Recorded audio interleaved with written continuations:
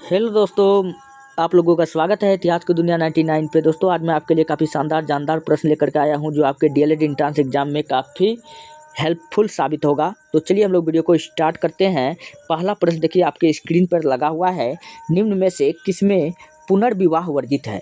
तो पुनर्विवाह करना वर्जित है, यहाँ 4 ग्रंथ दिया हुआ है। इसमें किस ग्रंथ में ऐसा लिखा गया है, तो वो लिखा गया है मनुस्मृति में। और ये मनुस्मृति सबसे प्राचीन ग्रंथ है और सबसे विवादित ग्रंथ भी है। सबसे प्राचीन भी है और सबसे विवादित ग्रंथ भी है। इस मनुस्मृति के अनुसार ही विवाह भी 8 प्रकार का होता है। और मनुस्मृति के बारे में मैं आपको बताऊं तो मनुस्मृति पुस्तक के 38वें खंड आप पढ़िएगा। 38वें खंड को जब आप पढ़िएगा तो उसमें साफ साफ लिखा हुआ है कि यदि पत्नी का क्या हो जाए, पत्नी का मृत्यु हो जाए तो पति जो है ना दूसरा विवाह कर सकता है।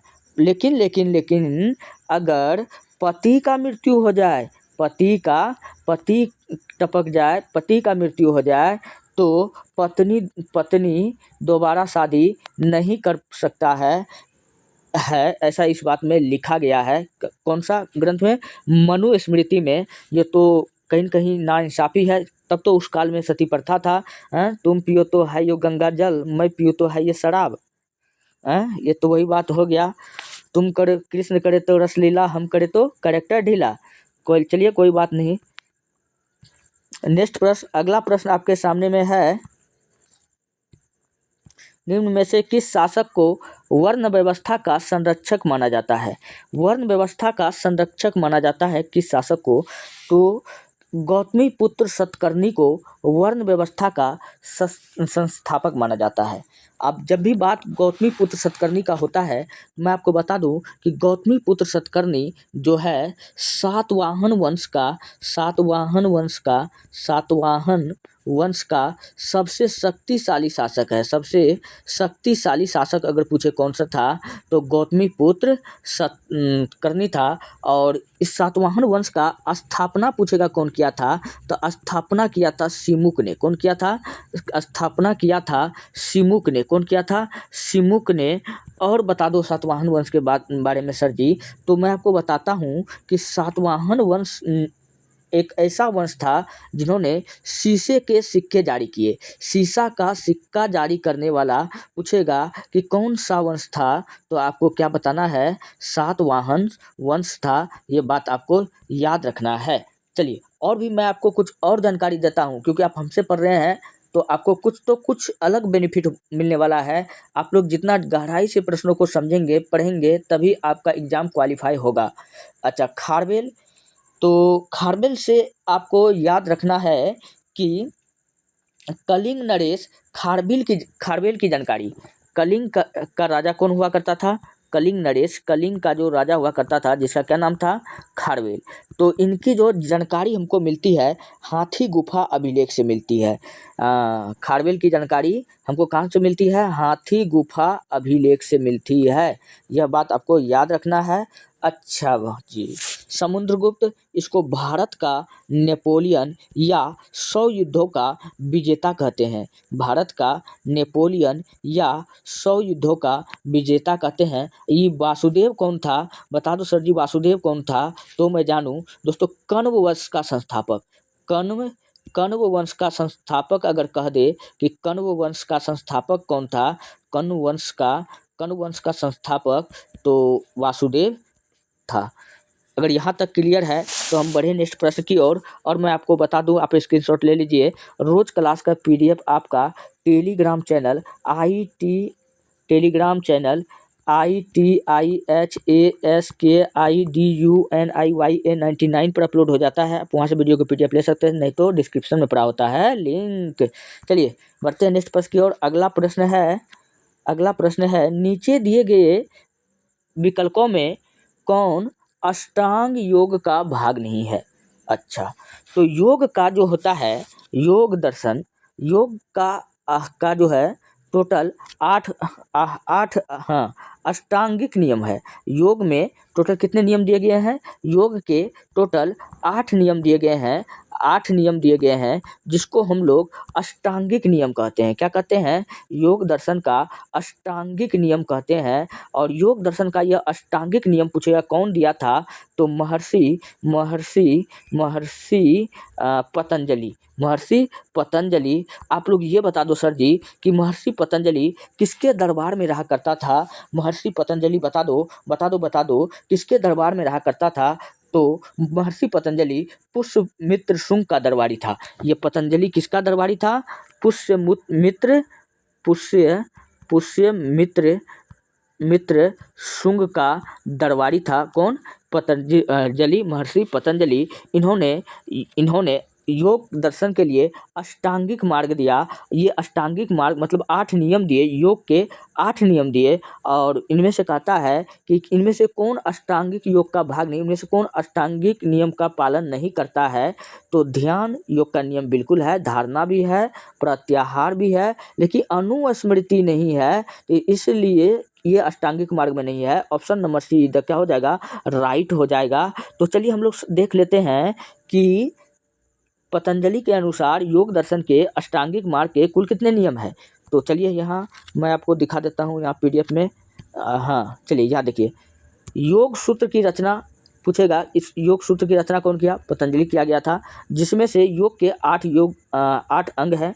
ठीक, पहला को हम लोग कहते हैं यम, दूसरा को कहते हैं नियम, तीसरा को हम लोग कहते हैं आसन, चौथा को हम लोग कहते हैं प्राणायाम, पांचवा को हम लोग कहते हैं प्रत्याहार, छठा को हम लोग कहते हैं धारणा, और सातवां को हम लोग कहते हैं ध्यान, आठवां को तो हम लोग कहते हैं समाधि। समाधि मतलब मर जाना नहीं, समाधि मतलब समाधि, हाँ अंतिम समाधि। तो ये 8वां हो जाएगा। यही 8 है। कहीं पर भी आपको दोस्तों क्या दिखा?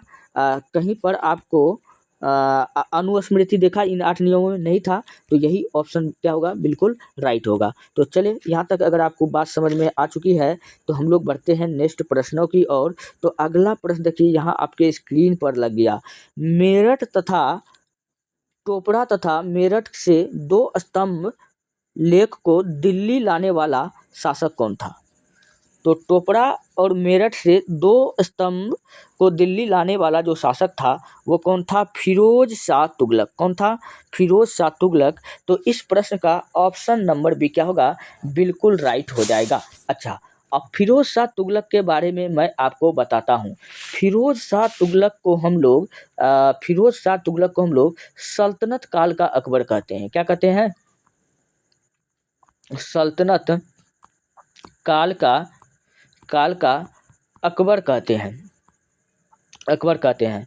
और फिरोज शाह तुगलक के दरबार में 1,80,000 दास रहता था। कितना रहता था? 1,80,000 दास रहता था। अगर क्वेश्चन पूछेगा सर्वाधिक बाग बगीचा बनाने वाला सुल्तान कौन था, नहर बनाने वाला सुल्तान कौन था, तो फिरोज शाह तुगलक था। आपको ये बात याद रखना है। अच्छा, फिरोज शाह के से और भी इम्पोर्टेंट क्वेश्चन आपका एग्जाम में पूछा गया है, तो मैं चाहता हूं कि मैं आपको बता दूं। कहेगा कि दीवान एक खैरात। चलिए मैं यहाँ नीचे में मैं आपको फिरोज शाह तुगलक से मैं और भी जानकारी देता हूँ।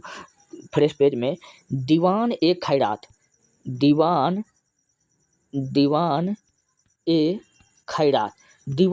खैरात ये पूछेगा क्या है? तो दीवान एक खैरात जो है,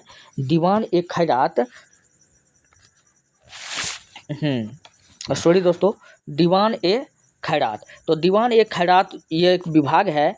ये पूछेगा किसका है, तो बताना है कि फिरोज शाह तुगलक का है। किसका है?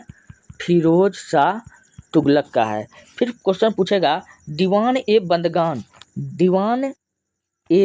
बंदगान नामक विभाग किसका है, तो इसका भी आंसर फिरोज शाह तुगलक हो जाएगा।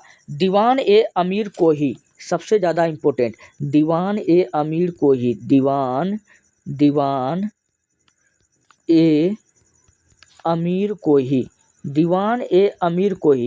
ये क्या है, तो यह एक कृषि विभाग है। क्या है? दीवान ए अमीर कोही ये क्या है? कृषि विभाग है। इसका कौन है? मोहम्मद बिन तुगलक। कौन है? मोहम्मद बिन तुगलक ने बनवाया था। और दीवान ए अर्ध पूछेगा ये क्या है, तो बताना सर जी यह सैन्य विभाग है। क्या है? सैन्य विभाग है। किसका सैन्य विभाग था? तो आपको बता देना है बलबन का। किसका था? गयासुद्दीन बलबन का था। और और दीवान ए मुश्तक राज, दीवान एक लास्ट याद रख लेना है, दीवान ए मुश्तक राज, ये पूछेगा क्या था? दीवान ए मुश्तक राज, दीवान ए मुश्तक राज ये वित्त विभाग था। ये क्या था? वित्त विभाग था। आप लोग नोट कर लीजिएगा, वित्त विभाग था। जो किसका था? जो अलाउद्दीन खिलजी का था। चलिए बढ़ते हैं नेक्स्ट प्रश्न की ओर। अगला है मुगल काल के निम्नलिखित युद्धों को कालक्रम अनुसार व्यवस्थित करें। चलिए मुगल काल में ये सब युद्ध हुआ है, इनको कालक्रम के अनुसार हमको सजाना है। घाघरा का अगर युद्ध किया जाए तो 1529 ईस्वी में बाबर और अफगान शासक के बीच में हुआ था। चौसा का युद्ध का अगर बात किया जाए तो 1539 में हुआ था। कब हुआ था? 1539 ईस्वी में शेरशाह सूरी और हुमायूं के बीच में हुआ था। खानवा का युद्ध का अगर बात किया जाए तो 1527 में हुआ था। बाबर और राणा सांगा के बीच में हुआ था। किसके बीच में हुआ था? बाबर प्लस राणा सांगा के बीच में हुआ था। और सामूगढ़ का युद्ध का अगर बात करें तो यह हुआ था औरंगजेब और इनके बड़े भाई दारा शिकोह, इनके बड़े भाई क्या नाम था? दारा शिकोह, इन दोनों के बीच में हुआ था। और यह सामूगढ़ का युद्ध कब हुआ था? 1658 हो जाएगा। क्या हो जाएगा? सामूगढ़ का युद्ध कब हुआ था? 1658 में। तो चलिए आप देखिए, तो क्रम के अनुसार आपको सजाना है ना। तो 1527, 1529, 1500 यानी कि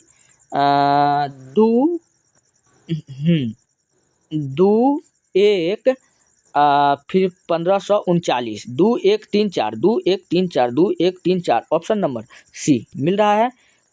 ऑप्शन नंबर सी क्या हो जाएगा? बिल्कुल राइट हो जाएगा। चलिए बढ़ते हैं नेक्स्ट प्रश्न की ओर।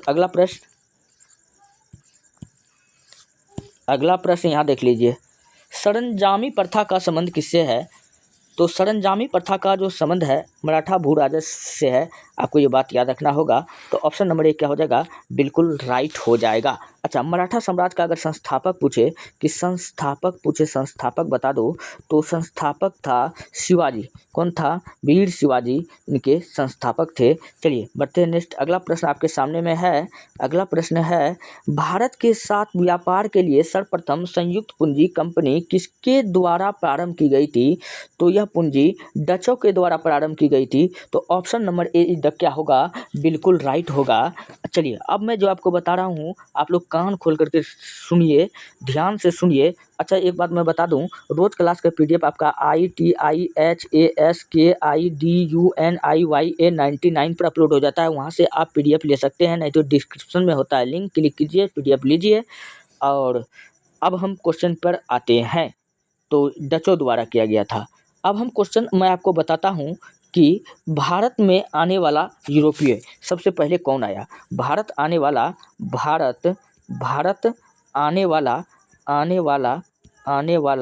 यूरोपीय। तो भारत आने वाला यूरोपीय कौन कौन सब आया है? तो सबसे पहले पुर्तगाली आया है। कौन आया है? सबसे पहले पुर्तगाली आया है। याद रखना, सबसे पहले भी आया है और सबसे बाद में भी गया है। तो ये प्रश्न बड़ा इंपॉर्टेंट हो जाता है। पुर्तगाली के बाद में डच आया है। कौन आया है? डच आया है। डच के बाद में फिर अंग्रेज आया है। कौन आया है? अंग्रेज आया है। फिर अंग्रेज के बाद में डेनिश आया है। कौन आया है? डेनिश आया है। और डेनिश के बाद में फ्रांसीसी आया है। कौन आया है? फ्रांसीसी आया है। फिर फ्रांसीसी के बाद में स्वीडिश आया है। तो ये इनका क्रम है। आपको याद रखना पड़ेगा कि सबसे पहले पुर्तगाली के बाद डच, अंग्रेज, डेनिश, फ्रांसीसी और स्वीडिश। तो ये इनका क्रम था। ठीक। अब मैं आपको और भी बात बताता हूँ। आप लोग इनका स्क्रीनशॉट ले लिए होंगे, तो चलिए मैं आपको और भी बात बताता हूँ कि ये चारों अपना फैक्ट्री कहाँ खोला था। तो डचों ने अपना फैक्ट्री कहाँ खोला था, तो डच ने खोला था मछलीपट्टनम बोलो या मुसलीपट्टनम बोलो, तो बंगाल के मुसलीपट्टनम में। कहाँ? मुसलीपट्टनम में अपना पहला व्यापारिक कोठी स्थापित किया था, मुसलीपट्टनम में। ठीक है। परंतु डेनिस ने कहाँ किया था, तो डेनिस का बताते हैं कि डेनिस ने चलिए डेनिस का भी रोक के रखते हैं। पुर्तगालियों ने कहाँ किया था पहला व्यापारिक कोठी का स्थापना, तो पुर्तगालियों ने किया था कोचीन में। कहाँ किया था? कोचीन में किया था। ठीक। और डच किया था मछलीपट्टनम में। फ्रेंच कहाँ किया था? फ्रेंच किया था सूरत में। कहाँ किया था? सूरत और मुसलीपट्टनम में। यहाँ पर इन्होंने अपना पहला व्यापारिक कोठी का स्थापना किया था। और डेनिस तो ज़्यादा दिन रहा नहीं, अपना सारा व्यापार ईस्ट इंडिया कंपनी के हाथों बेच करके ये चला गया। तो चलिए हम लोग बढ़ते हैं नेक्स्ट प्रश्न की ओर। अगला प्रश्न आपके सामने में है। अगला प्रश्न है, किस आंदोलन से पूर्व गांधी जी ने कहा था कि मैंने रोटी मांगी थी, बदले में मुझे पत्थर मिला? तो वो आंदोलन था भैया सविनय अवज्ञा आंदोलन। तो ऑप्शन नंबर ए इधर क्या होगा, बिल्कुल राइट हो जाएगा। सविनय अवज्ञा आंदोलन कब प्रारंभ हुआ? इनका प्रारंभ का अगर बात किया जाए तो 12 मार्च 1930। कब प्रारंभ हुआ? 12 मार्च 1930 को यह प्रारंभ हुआ। और सविनय अवज्ञा आंदोलन जो है, इसमें क्या हुआ था, इसी को हम लोग क्या कहते हैं, दांडी यात्रा भी कहते हैं। क्या कहते हैं? दांडी यात्रा भी हम लोग कहते हैं। ठीक। भारत छोड़ो आंदोलन कब हुआ था? अगस्त 1942 को हुआ था भारत छोड़ो आंदोलन। आपको ये बात याद रखना है। असहयोग आंदोलन कब हुआ था? 1 अगस्त 1920 को हुआ था। 1 अगस्त 1920 को बाल गंगाधर के तिलक का मृत्यु के दिन हुआ था। ये भी बात याद रखना है। असहयोग आंदोलन बाल गंगाधर तिलक के मृत्यु के दिन शुरू किया गया था। ये बात आपको याद रखना है। अच्छा, इतना तो आप बता दिए, लेकिन कोई मुझे ये तो बता दो कि व्यक्तिगत सत्याग्रह कौन चलाया था? तो व्यक्तिगत सत्याग्रह का सत्याग्रही कौन था? तो विनोबा भावे। कौन था? विनोबा भावे। और क्या किया था? तो याद रखना कि दक्षिण भारत में व्यक्तिगत सत्याग्रह चलाया था। तो दक्षिण भारत में व्यक्तिगत सत्याग्रह चलाया था। तो चलिए हम लोग बढ़ते हैं नेक्स्ट प्रश्न की ओर। अगला प्रश्न है, मुजफ्फरपुर बम कांड में किस क्रांतिकारी को फांसी दी गई थी? मुजफ्फरपुर बम कांड में पूछ रहा है कि किस क्रांतिकारी को फांसी दिया गया था। तो फांसी भैया 2 आदमी को दिया गया था। एक खुदीराम बोस को दिया गया था, एक प्रफुल्ल चाकी। किसको दिया गया था? प्रफुल्ल चाकी को दिया गया था। अब मैं आपको कहानी सुनाता हूँ, आप लोग ध्यान से सुनिए। मुजफ्फरपुर बम कांड पूछेगा कब हुआ था, तो मुजफ्फरपुर जो बम कांड हुआ वह 1905 में हुआ। कब हुआ था? 1905 में हुआ। 1905 में हुआ, पहली बात।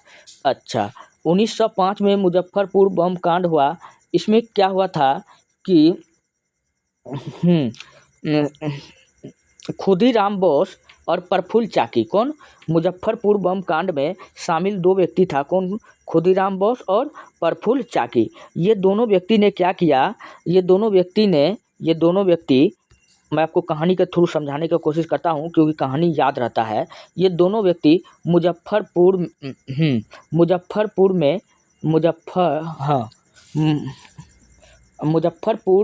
के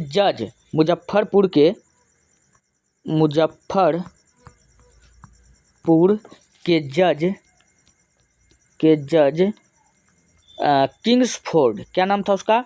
किंग्सफोर्ड। मुजफ्फरपुर के जज किंग्सफोर्ड पर बम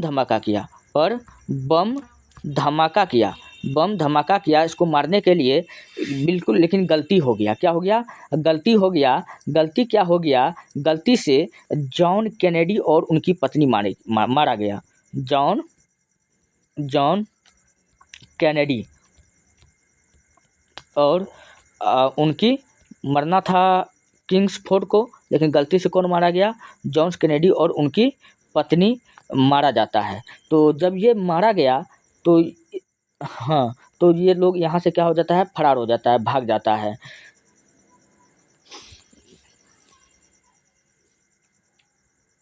और इसी कारण से क्या होता है? दोनों को फांसी दिया जाता है। तो आपको याद रखना कि प्रफुल्ल चाकी को कहाँ से गिरफ्तार किया था? तो प्रफुल्ल चाकी को जो गिरफ्तार किया था वो किया गया था प्रफुल्ल चाकी को कहाँ से गिरफ्तार किया गया था? मोकामा रेलवे स्टेशन पे। कहाँ? मोकामा रेलवे स्टेशन से इसको गिरफ्तार कर लिया गया था, और स्टेशन पे काफ़ी ज़्यादा भीड़ था, जिसके कारण उन्होंने आत्महत्या कर लिया था। तो ये बात आपको याद रखना है। और खुदीराम बोस को कहाँ से गिरफ्तार किया था? तो खुदीराम बोस को समस्तीपुर में गिरफ्तार किया था। कहाँ गिरफ्तार किया था? समस्तीपुर में खुदीराम बोस को गिरफ्तार कर लिया गया। इस प्रकार 11 अगस्त 1908 की वो काली रात को, कब? 11 अगस्त 1908 को क्या हुआ? खुदीराम बोस को क्या दिया गया?